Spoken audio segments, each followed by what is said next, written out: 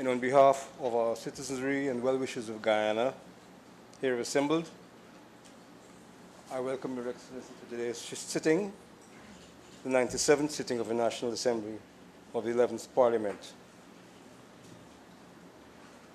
Under Article 67 of the Constitution, Your Excellency may at any time attend and address the National Assembly.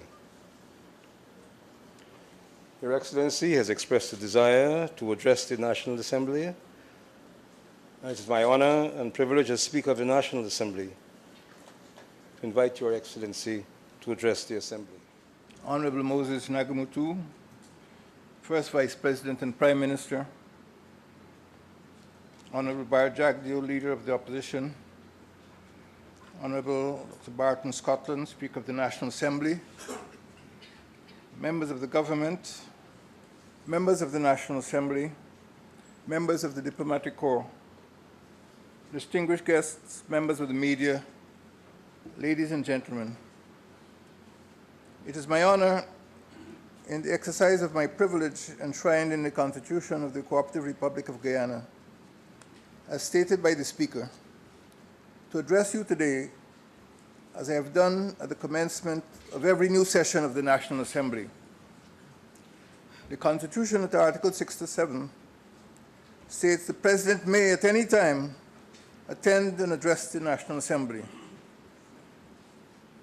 I do so today. Presidential addresses are not ceremonial events. They report on the state of the nation and the intentions of the government.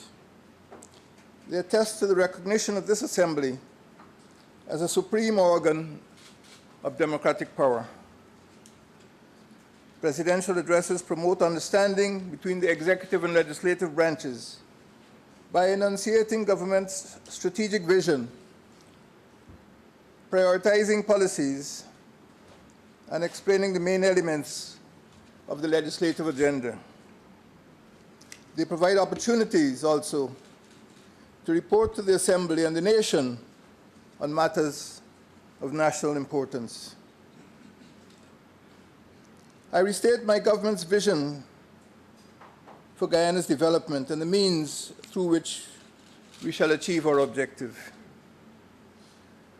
The state's principal objective is to secure the good life for all.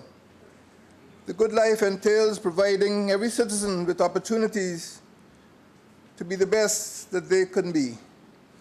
The good life is about securing sustained economic prosperity, ensuring citizens access to quality public services, and promoting social cohesion.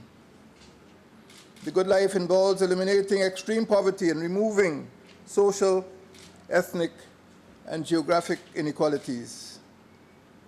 The ultimate indicators of the good life are happy communities, happy households, and happy people. Your government has chosen a green pathway to guide it towards achieving a good life. The economy for too long has been dependent on the production and export of primary commodities, all of which are vulnerable to exogenous market shocks and natural hazards. A green pathway allows us to benefit from our country's abundant natural resources.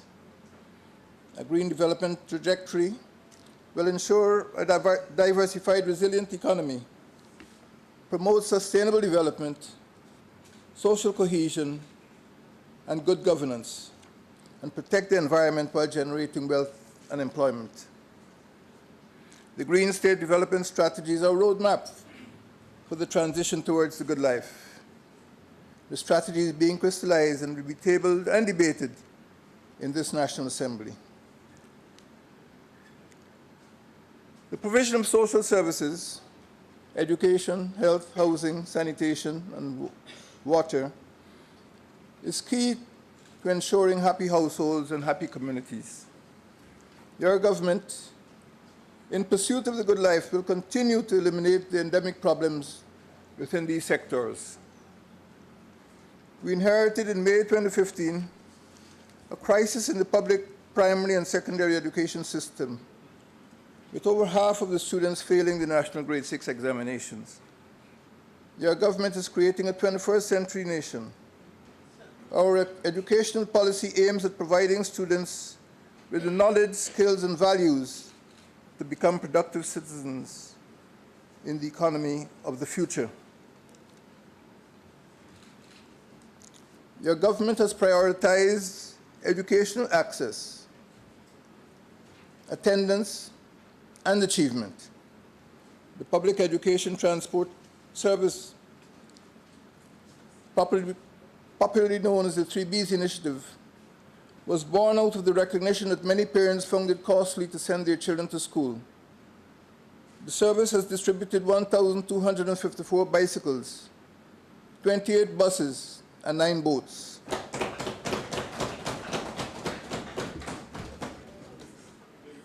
The service is saving parents money, and more important, it is getting our children to school without expending a dollar from government coffers. We are taking steps to improve the performance of all learners. A menu of measures to enhance the quality of education is being implemented. Some of these measures that have yielded the most success, especially at the primary level, include teacher training, the provision of resources, and targeted interventions. Over 3,500 primary school teachers have been equipped with the necessary pedagogical skills for quality delivery of the curriculum. The Ministry of Education, recognizing that the use of resources is integral to enhancing achievement of learners, has procured resources for all primary schools. These resources include textbooks, musical instruments, microscience kits, and toolkits for mathematics, literacy, and social studies. Targeted interventions, especially in numeracy and literacy, have resulted in improved performance in the National Grade 6 assessment. The percentage passes in English moved from 42% in 2016 to 60% in 2018.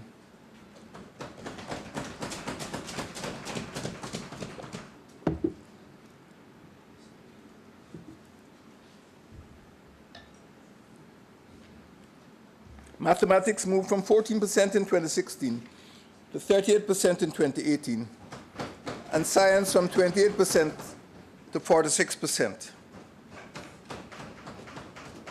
Mr. Speaker, Guyana's public health system in the past was plagued by inadequate infrastructure, high maternal mortality rates, weak disease prevention measures, poor emergency health response, and constraints to access to health services, particularly for hinterland residents. Your government has continued over the past year to address these deficiencies. Health infrastructure is being improved. A river ambulance was provided recently for Oriala village to transport and provide medical interventions for pregnant mothers and other emergency cases en route to the nearest health facility. Access to public health is being improved. Maternity waiting homes have been commissioned to make accommodation for high-risk pregnant mothers, particularly those from the hinterland regions. We'll upgrade next year the maternity unit of the New Amsterdam Hospital in order to improve maternal services further. The Ministry of Public Health is in the process of mapping the proximity of health facilities to communities to ensure that, as far as possible, a health facility is located within 5 kilometers of every community. Plans are on stream to upgrade health centers to polyclinics, especially in large catchment areas. Preventive treatment will be intensified.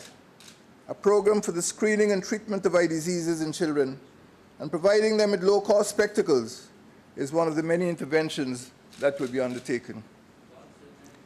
The 2018 work program for sanitation management includes the promotion of effective management of solid waste across communities. The Higgs Bosch Sanitary Landfill site has been upgraded to include leachate treatment facility. The access road at Rose Hall to the landfill facility is 40% completed. Designs for sanitary landfill sites in Bartica Lethem, and Madia will be completed in November this year. We propose in 2019 to develop a landfill facility at Bellevue in East Berbice County to allow for the closure of the Esplanade dump site in the same year. Mr. Speaker, many new housing areas were bedeviled by low levels of occupancy and abysmal infrastructure. Poor solid waste management created insanitary conditions. Our government will continue to expand access to housing and improve infrastructure within housing areas. The Housing Solutions model has seen the commencement over the past year of 250 housing units, of which 163 were completed. Development works have been carried out in both new and existing housing areas, including in Amelia's Ward, Farm, Herstelling, number 76 Village, Perseverance, Zeeburg, and Zeeland. Roads have been improved in Perseverance, La Parfaite Harmony, Westminster, and Amelia's Ward. Electrification services were expanded to Zeeland, Covent Garden, Peters Hall, Barnwell, Eccles, and Hope. A spatial development plan has been completed for Sophia, and similar ones will be undertaken for Bartica, Lethem, Mabaruma, and for the lower East Bank Demerara. The Ministry of Communities proposes to undertake infrastructure works in 2019 in 9 new housing areas, the upgrading of 3 recreational areas, the consolidation of 18 existing areas, the installation of electricity in 8 communities, and the completion of 450 housing units. It will offer full house subsidies in the Upper Takatu, Upper Essequibo region. Mr. Speaker, your government's program in the water sector for 2018 was aimed at increasing access to safe water and reducing the disparity in service between the coastland and the hinterland. An estimated 7,903 households with more than 31,600 persons have benefited from access to potable water for the first time. Work is being advanced on the construction of 3 new water treatment plants at Iflat, Diamond, and Sheetanker to provide improved access to potable water for more than 50,000 persons, a project that will be completed in 2019.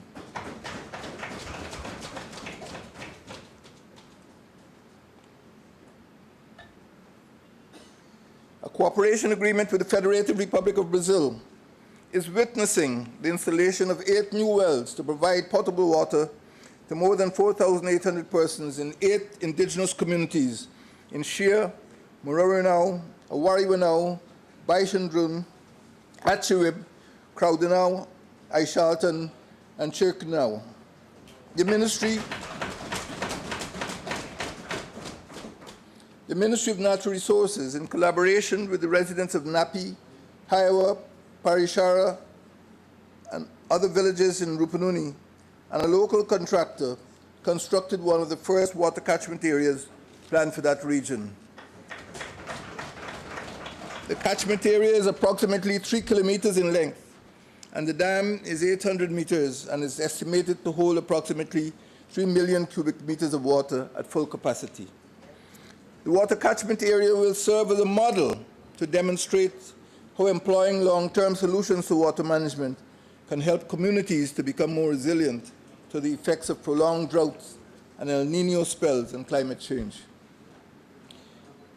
Mr. Speaker, your government will continue to bring relief to senior citizens. It has already increased monthly old age pensions by 48.6%, from $13,125 to $19,500. It has also increased public assistance by 35.5%, from $5,900 to $8,000. 114 persons with disabilities are currently being trained in computer and other skills. The Central Recruitment and Management Agency, since January 2017, has found jobs for a total of 1,869 job seekers. The Ministry of Social Protection in 2019 will place emphasis on enhancing youth employment, the development of a national sexual harassment policy, reducing violence in schools, and promoting welfare for the aged. Mr. Speaker, economic growth is necessary to sustain and improve the delivery of social services. Budget 2019, which will be tabled in the National Assembly next month, is expected to be based on the theme of transformation for sustainable development and green growth towards achieving the good life. This budget will be presented in a less than favorable international economic environment. Global economic growth has been revised downwards due largely to the negative impact of trade tensions and higher oil prices. Guyana's economy has not been immune to these exogenous influences. The threat of sanctions against Rusal, a major multinational in Guyana, has created uncertainty in the bauxite sector. The spike in oil prices has impacted adversely on the production costs and on output in key sectors of our economy. The economy, despite these risks, but thanks to government's prudent management, is expected to enjoy moderate growth this year. Your government will continue to place emphasis on building greater economic resilience through economic diversification, strengthening the traditional sectors, and by catalyzing and building capacity in new and emerging sectors, such as agro-processing, information communications technology, and ecotourism. Visitor arrivals this year, as of August, showed a 15.23% increase over the corresponding period for 2017, adding an estimated $94 million to our economy for the first 8 months of this year.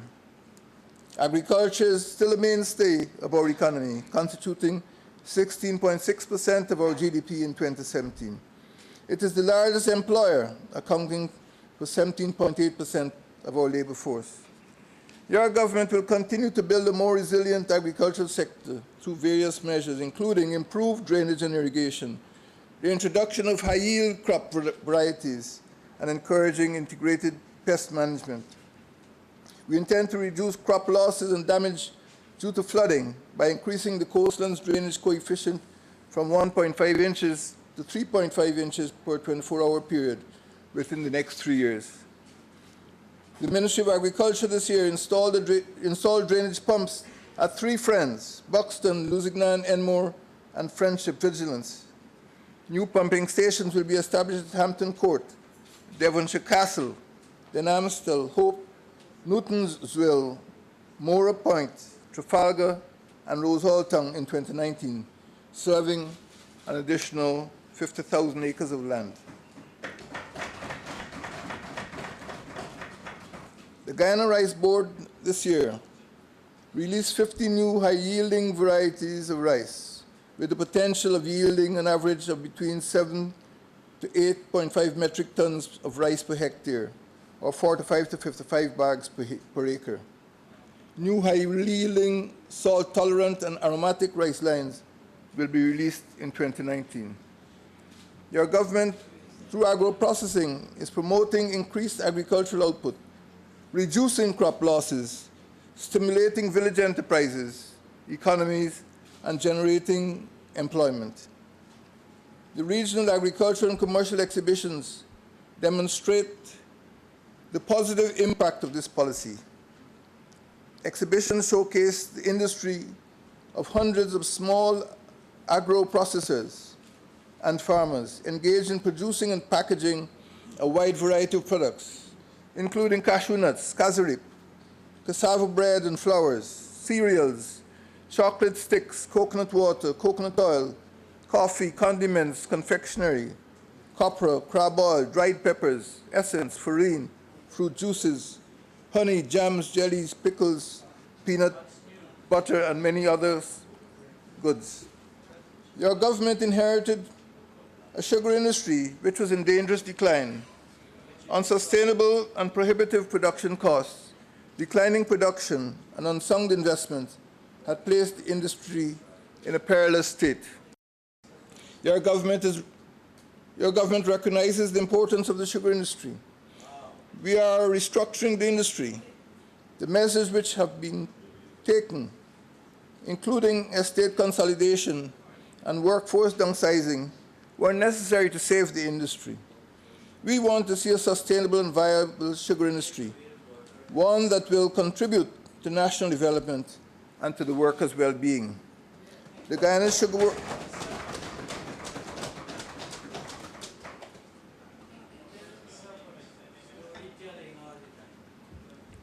Sugar Corporation has installed a board which met representatives of the National Industrial and Commercial Investments Limited.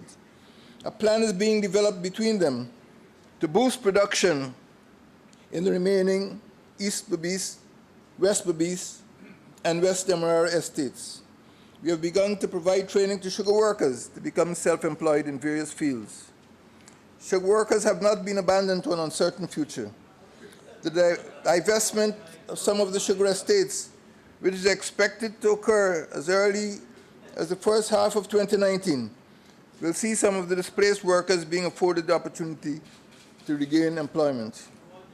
We will continue to work diligently to ensure that displaced workers are provided with opportunities to participate actively in other sectors of the economy, such as the production and processing of rice and other crops, livestock, fisheries, construction, manufacturing, services, and mining. Mr. Speaker, youth unemployment, when my government assumed office, was pervasive and persistent. A Caribbean Development Bank study dated May 2015 and entitled Youth Are the Future: The Implications of Youth Employment for Sustainable Employment in the Caribbean estimated Guyana's youth unemployment rate at 40%. A recent labor force survey found that 35.2% of our young people aged between 15 and 24 years were not in education, not in employment, and not in training. Mr. Speaker, your government has launched a number of initiatives aimed at stimulating employment, including youth employment, through the promotion of entrepreneurship, self-employment, and skills training. The Hinterland Employment Youth Service provides indigenous youth with opportunities to acquire income-earning skills. A total of 3,941 youths between the ages of 18 and 35 benefit from this program, which has created 2,051 businesses over the past 2 years. Your government has provided community skills training in clerical installation, food preparation, information technology, leathercraft, plumbing, poultry rearing, and other skills to our youth. The Youth Entrepreneurial Skills Training Program, since September 2017, has trained an additional 721 youths attached to the Sophia Training Center, the Kurukuru Training Center, and the Vrymans Irving Training Center.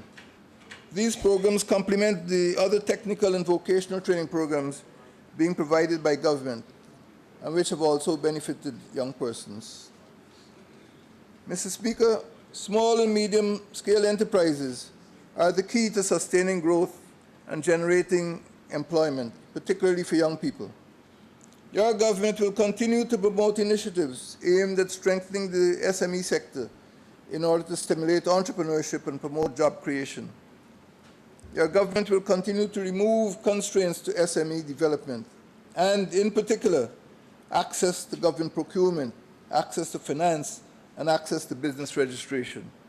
We will activate the 20% minimum quota for small businesses within public procurement. Cabinet has approved the Small Business Procurement Program, which will see mandatory set-asides for approved small businesses and set-asides for subcontracting. All government agencies are expected to participate in the program. Your government is proud of its efforts in providing access to finance for small businesses. The Small Business Bureau has granted 45 loans valued at US $618,000 and given out 158 grants valued at US $237,000, through which more than 500 new jobs were expected to be created. The Linden Enterprise Network, the Micro and Small Enterprise Development Project, and the Hinterland Employment Youth Service have together provided $1.2 billion in grants and loans to more than 3,000 entrepreneurs, including first-time business startups. The Sustainable Livelihoods Program and Entrepreneurial Development SLED initiative is helping to support sustainable economic ventures which boost household incomes, especially for women. The initiative has funded 49 projects valued at $230 million and has benefited 530 households.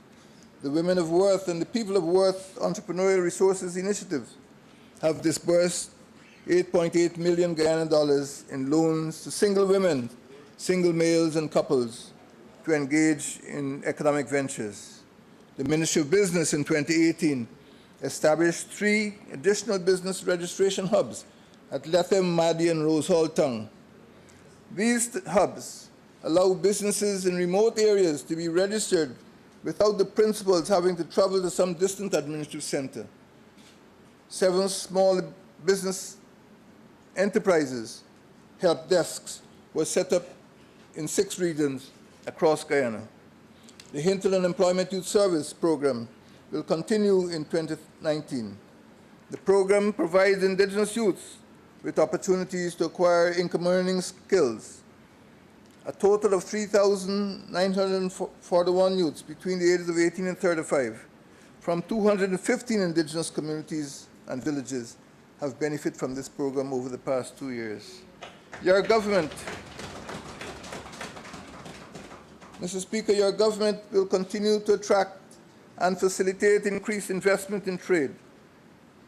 The Guyana Office for Investment in the first half of 2018 facilitated 57 projects with a proposed investment value of $10.4 billion, which are expected to create 696 jobs.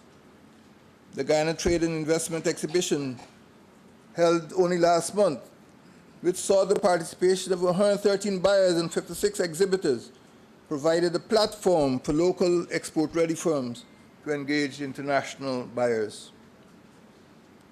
Mr. Speaker, your government is developing the capability to effectively manage the oil and gas sector.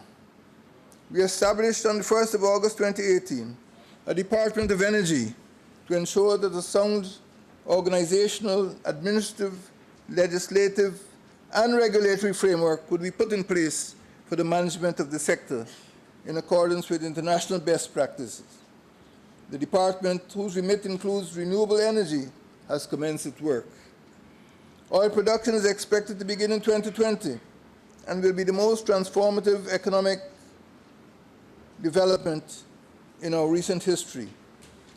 Your government is taking steps to ensure that the revenues which accrue from this sector will not be squandered, but instead will be invested strategically in building human and institutional capacity, addressing our infrastructural deficit, and providing economic security for future generations. Your government is committed to transparency in the management of this sector. We have always made public the petroleum contract signed between investors and the government of Guyana. Work is continuing. Work is continuing also on the Petroleum Commission Bill, which has been redrafted and forwarded to the Department of Energy for review. Other legislation which the Department of Energy is reviewing includes amendments to the Petroleum Exploration and Production Act and regulations. Your government will ensure that oil revenues are prudently managed for the present and future generations in accordance with our objective of securing the good life for all. We shall do this through a natural resource fund, which will be established before first oil in 2020. Priority will be given to investments in human capital, particularly our public education system and key catalytic infrastructural projects that improve productivity and bridge the divide between the coastland and hinterland. We laid a green paper on the Natural Resources Fund before the Assembly in August. This action was consistent with our conviction that the people should fully understand the implications of the fund and that they would be involved in the discussions concerning its establishment and management.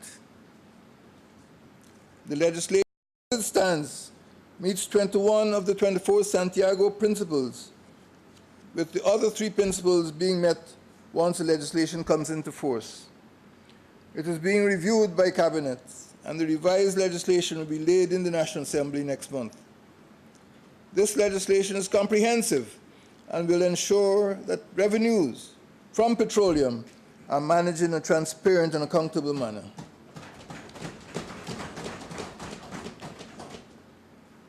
We have already begun to build capacity of key agencies concerned with the management of the Natural Resources Fund and have developed an implementation plan to ensure that the fund is fully operational in 2019 prior to first oil. Mr. Speaker, members of the National Assembly, the mining sector is being aligned to the objectives of Guyana's Green State Development Strategy. A 10-year strategic plan for the sustainable development of mineral resources of Guyana is being drafted and is expected to lead to a national minerals sector policy framework and a national mineral sector action plan. Your government is also improving forestry management.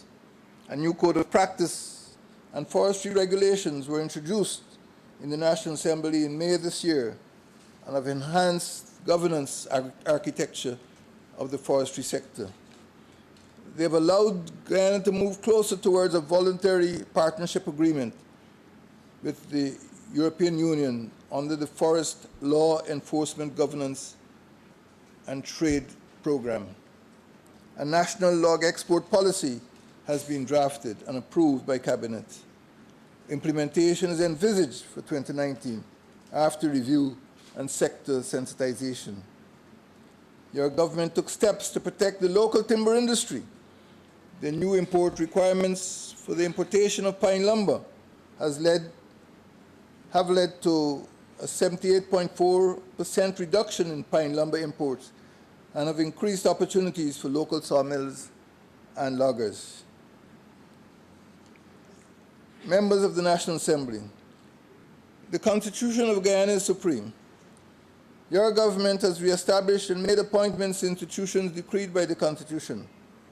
The Ombudsman, Police Complaints Authority, Chairman of the Guyana Elections Commission, the Public Service Appellate Tribunal, and the Police, Public and Teaching Service Commissions have been appointed.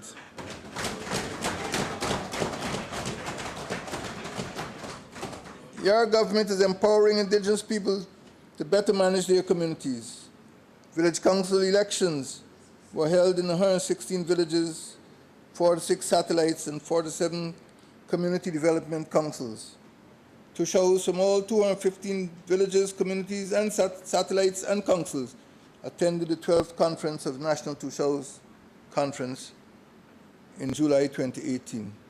It was at the 10th Conference of the NTC in 2016 that I made a call for the development of village improvement plans, which would create a roadmap for improving the delivery of public services in indigenous communities. I am happy to note that 57 villages from the Upper Takatu, Upper Essequibo region have completed their plans.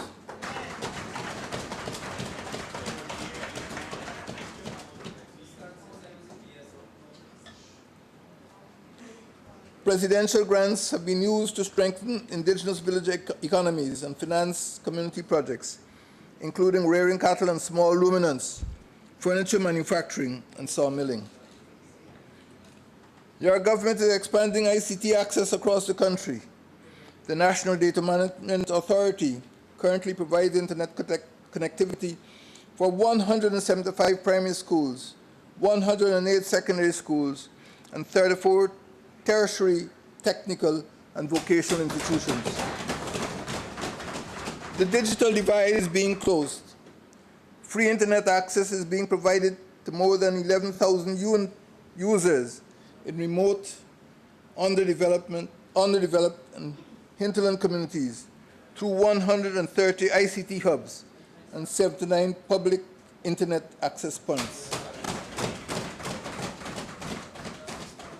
116 government agencies and ministries have been connected to the e-government network. The Ministry of Public Telecommunications next year will implement a US $37.6 million national broadband project, which will see improvements and additions to online government services, including admissions to nursery and primary schools, old age pensions, and public assistance, and applications for birth and death certificates. An additional 20 hinterland communities also will be connected to the internet. Mr. Speaker, members of the National Assembly, your government has established a constellation of public broadcasting services at Aishalton, Bartica, Lethem, Madia, Mabaruma, and Oriala, which, along with Radio Piomac, is according citizens the right to information and the right to be heard. Public broadcasting services can be used to provide critical information, including warnings and alerts of the threat or the occurrence of natural disasters or emergencies. Public broadcasting services can be used to summon help and relief. They can be utilized to provide advisories which can save lives and protect citizens from harm. Mr. Speaker, members of the National Assembly, your government is proud to have restored local democracy on the 18th of March 2016 after a 22-year hiatus. These historic local government elections have created a democratic dividend. Municipalities, including newly created towns, Bartica, Lethem, Mabaruma, and next in line Madia, and neighborhood democratic councils are being energized and revitalized. Residents are taking a greater interest in the well-being and development of their communities. The Ministry of Communities is supporting the work of local democratic organs. The 2018 subvention program is fully disbursed in accordance with the Fiscal Transfers Act. The local democratic organs are focused on completing their respective programs by year's end 2018. Local democracy is a means of citizens' empowerment. Your government will ensure that respect is paid to local democratic organs and that we will strengthen their capacity to deliver effective and efficient public services. The first National Conference of Local Democratic Organs, held in June 2018, was aimed at fostering cooperation and collaboration between and among local democratic organs and with regional administrations and the central government. Government has signed a $26.2 million contract to execute a pilot project in New Amsterdam for the modernization of its property assessment and valuation system. This is the first part of a national assessment that will enhance the valuation division's capacity to provide more effective valuation services to local democratic organs. Local government elections will be held next month as due under the Constitution and will incorporate 1 new municipality and 8 new neighborhood democratic councils for the first time. Mr. Speaker, members of the National Assembly, the security of our citizens is paramount. Your government is reforming the security sector to ensure safer communities and to protect investments. We do not underestimate the seriousness of the public security challenges which we face, but equally, no one should underrate our resolve to make our country safer. The security sector has not fully recovered from the damage done during the period which I refer to as the Troubles. Your government is committed through security sector reform to restore integrity to the police force. Security sector reform, with the support of the United Kingdom, has started. A new force directorate, established in accordance with the Constitution, is in place. A new Commissioner of Police with 4 deputy commissioners have been appointed. Police administration is being decentralized with the alignment of divisional boundaries to regional boundaries. The Commissioner and his team will be given the support to correct the abuses which have hitherto afflicted the force. We have committed thus far close to $1.7 billion for the construction, refurbishment, and renovation of police stations in order to provide a comfortable working environment for policemen and policewomen, to improve services to citizens, and to increase crime prevention capabilities. The force is being retooled with equipment and vehicles, some of which are being provided by friendly governments, such as the People's Republic of China. Security sector reform extends to the management of our prisons. Our prison system has become unstable because of past failures to implement security reforms in a timely and comprehensive manner. Your government is transforming the prison system from being primarily a penal institution to one that is correctional in character. We will promote successful offender reintegration in society and rebuild public trust in the Guyana Prison Service. Work will continue in 2019 to improve prison management. The expansion of the Mazruni prison and the reconstruction of the Georgetown prison will reduce overcrowding and improve safety. Your government will continue to ensure security and safety on both land and sea. We will launch a commission of inquiry into the tragic incidents which occurred in Surinamese waters during the period 27-28 April, and again on 3rd of May 2018, when our fisherfolk were attacked and some of them murdered. Mr. Speaker, members of the National Assembly, your government is relieving citizens who live outside of Georgetown of the frustration and high costs associated with obtaining passports. The service of the Central Passport Office in Georgetown is now more people-friendly and efficient. The Department of Citizenship is decentralizing the service in order to make it more accessible to persons residing outside of the city of Georgetown. Passport offices have been established at New Amsterdam and Linden, and in coming years we will establish additional offices at Anne Regina, Bartica, and Letham.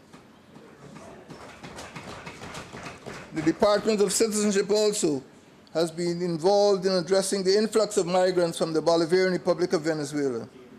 The crisis in that country has created challenges for our small state and has led to an estimated 2,500 Venezuelan migrants seeking refuge, mainly in our frontier communities.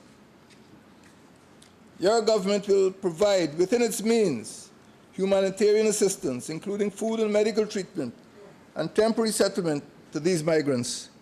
The Ministry of Foreign Affairs collaborated with the Department of Citizenship and the Ministry of Public Security on the development of new procedures whereby Venezuelan migrants, including undocumented migrants entering Guyana, would be registered and issued with a 3-month permit of stay, which could be further extended.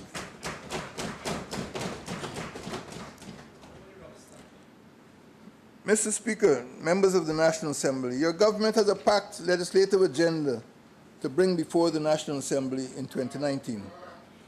It is beyond the scope of this address to describe fully the legislation likely to be tabled, but I would just like to highlight a few.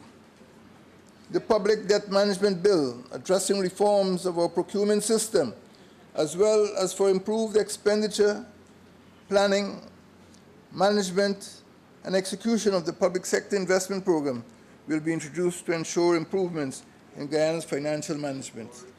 The Natural Resource Fund Bill will be introduced. The bill will place the administration of the fund under the Bank of Guyana and will require parliamentary approval for withdrawals. The Mining Act and its regulations are being comprehensively overhauled to ensure that mining is better regulated to ensure safety, efficiency, and environmental sustainability. The Mining Amendment Bill and its companion regulations will be introduced in the National Assembly in the first quarter of 2019. Amendments will also be tabled in respect of the Guyana Gold Board Act and its regulations.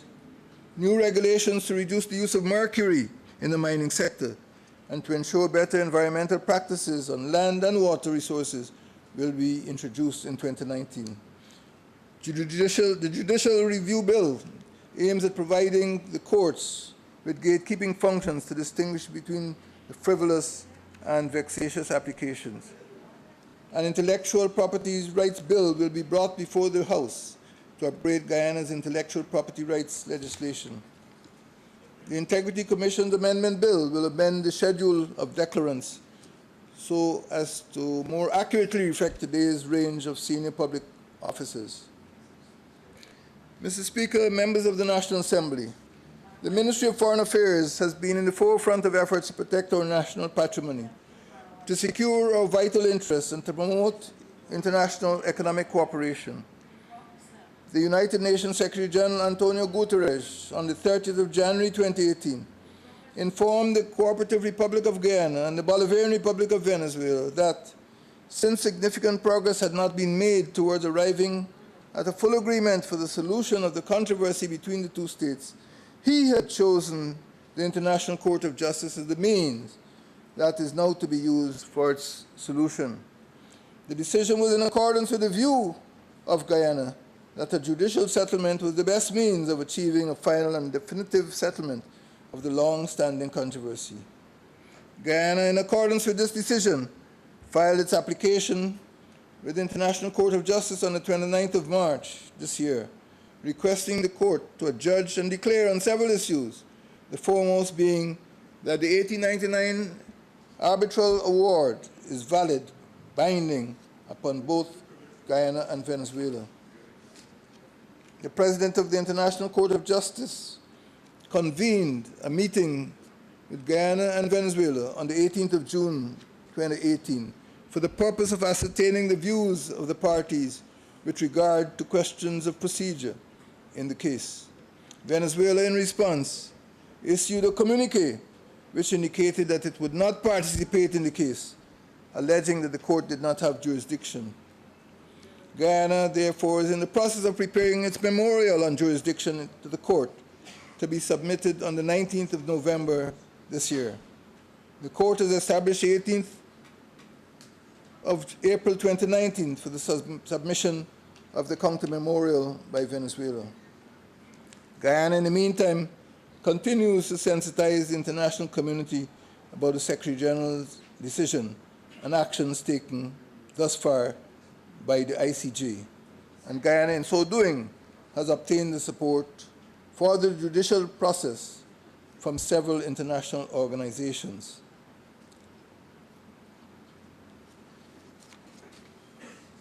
Mr. Speaker, your government, through the Ministry of Foreign Affairs, has signed international cooperation agreements with a number of countries, including the People's Republic of China, Japan, the Republic of India, the Republic of Korea, the Republic of Turkey. Guyana this year joined the International Solar Alliance.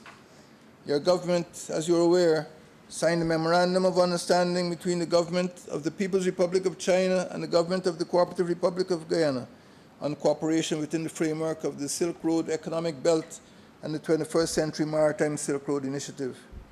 A paved road link between Linden and Lethem is under active consideration as part of that initiative. Guyana, under the single market economy, is forging closer ties and cementing stronger economic cooperation with Barbados and Republic of Trinidad and the other states of the Caribbean. I attended the 9th meeting of the Prime Ministerial Subcommittee of the Caribbean Single Market and Economy in Bridgetown, Barbados in September, and later held important discussions with Prime Minister Mia Mottley. Prime Minister Keith Rowley of Trinidad and Tobago also came to Georgetown in the same month and together we signed a Memorandum of Understanding for Cooperation in Energy, and we discussed wide-ranging areas of possible cooperation. Mr. Speaker, members of the National Assembly, a great deal of work lies ahead of this House in this session. You can rest assured that your government will support the Assembly in providing oversight over the work of the Executive and in the debate and passage of key pieces of legislation for 2019. Guyanese could expect confidently that by the end of 2019, they would be able to live in a state with more secure borders, in communities that are safer, in an economy that is more resilient, in a society that is more cohesive, with public services that are more accessible, and constitutional agencies and institutions which enjoy the confidence and respect of the public.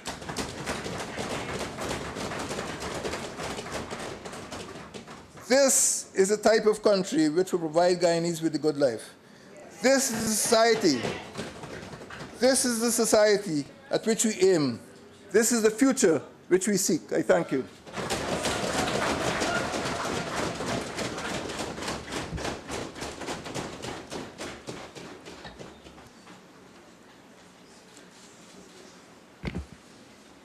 Your Excellency, on behalf of the members of the National Assembly and the citizenry and well-wishers here assembled, I express our deep appreciation and profound gratitude to Your Excellency for the address which Your Excellency has just delivered.